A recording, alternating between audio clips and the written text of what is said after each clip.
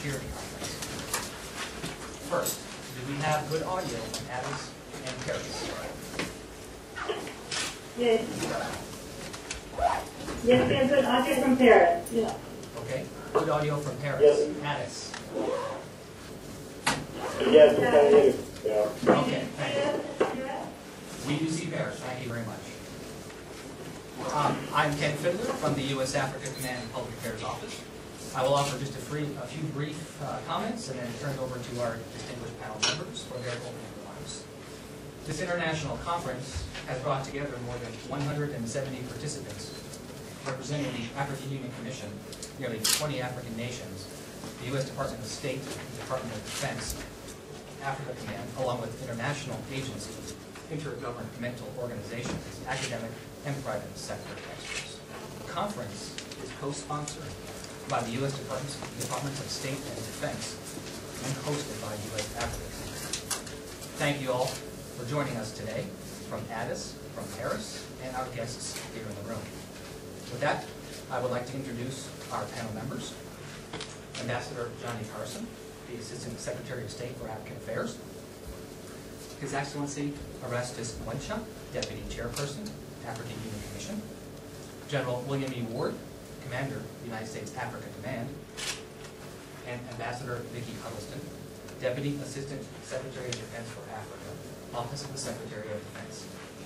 With that, Assistant Secretary Carson, sir, we would appreciate your opening comments. Thank you very much. Is this on? Okay, great.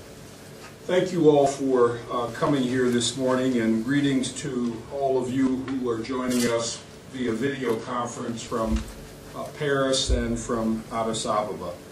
I am pleased to be here this morning in Stuttgart to co-sponsor this conference on maritime safety and economic prosperity with one of my colleagues, Deputy Assistant Secretary of Defense, Vicki Huddleston.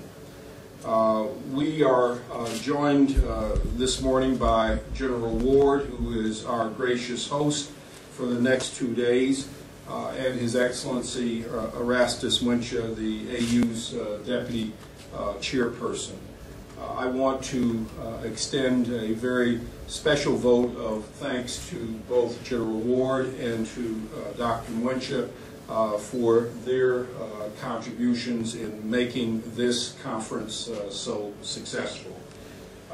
We also appreciate greatly the participation of nearly a dozen officials from the African Union Commission. Maritime security is an area where the U.S. and Africa have interests that converge and overlap.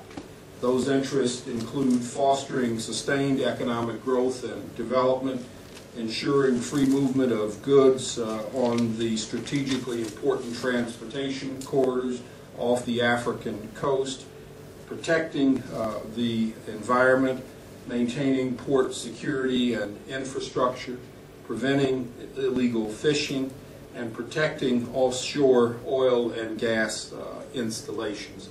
All of these things are of importance to Africa. They are of equal importance to the United States and also to the global community.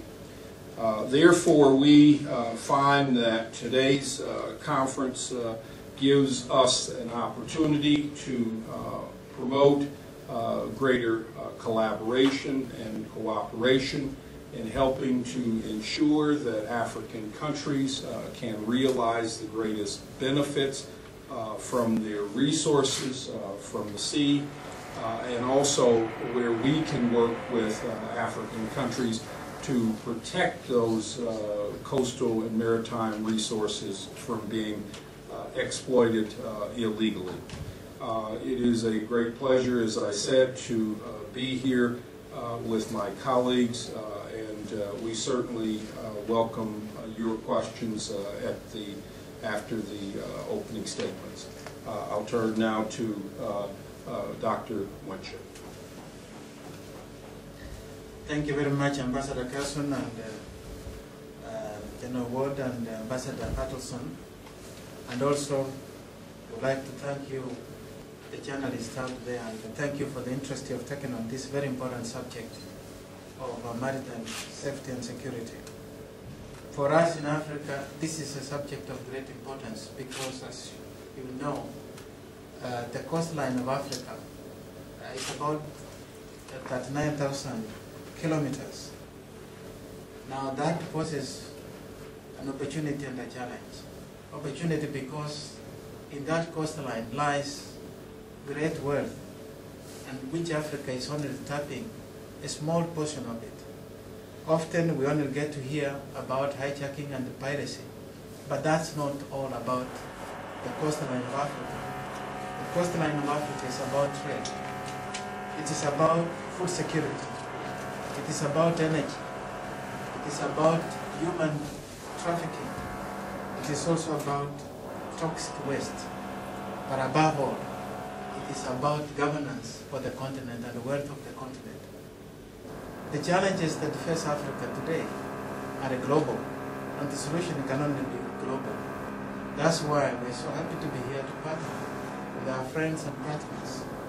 We'd like to thank particularly the U.S. Department of State, Department of Defense, and the other agencies for coming to work with us to tackle this very important aspect of maritime safety and security. And we would like to listen to you, what you have to say, and especially for you. Because for us, we believe the greatest challenge facing Africa now is ignorance, knowledge about what needs to be done and what has to be done. Your role is to pass on this message to the rest of Africa so that Africa can work together for the sake of our continent. Thank you. Well, good morning, and to those of you who are joining us virtually, let me say welcome to you. Those of you who are in the room, thank you all for being here today. I'd also like to thank Assistant Secretary of State Johnnie Carson and Assistant Secretary of Defense Vicki Huddleston for sponsoring this Maritime Conference. Deputy Chairperson Mwencha, it's certainly U.S. Africa Command's great pleasure to host you and the African Union delegation who are also here, and thank you, sir, for your presence. The U.S. Africa Command is indeed pleased to have a role in the international effort to promote positive and meaningful efforts to assist our African partners in the area of maritime safety and security as they pursue greater maritime domain awareness. We have many programs designed to do just that as we work with our partners in Africa, both bilaterally but also regionally and continentally. I'd like to highlight one of the programs for you this morning prior to taking your questions. Africa Partnership Station is Africa Command's primary maritime security engagement initiative. APS is beginning its 5th iteration, and we're seeing steady growth in partner nation capacity and greater maritime coordination between African partners on the continent and within the regions. More importantly, the Africa Partnership Station is truly an international initiative. 26 African, European, and South American countries have participated in APS events to date. We're seeing international staff members on the APS crew since 2007 at its inception. Just this year, a Nigerian Navy captain served as the deputy commander of APS West. On APS East, a Mozambican commander was the chief of staff. We've also seen the Netherlands, Belgium, and the United Kingdom place their vessels under the APS banner, with more planned for this next year.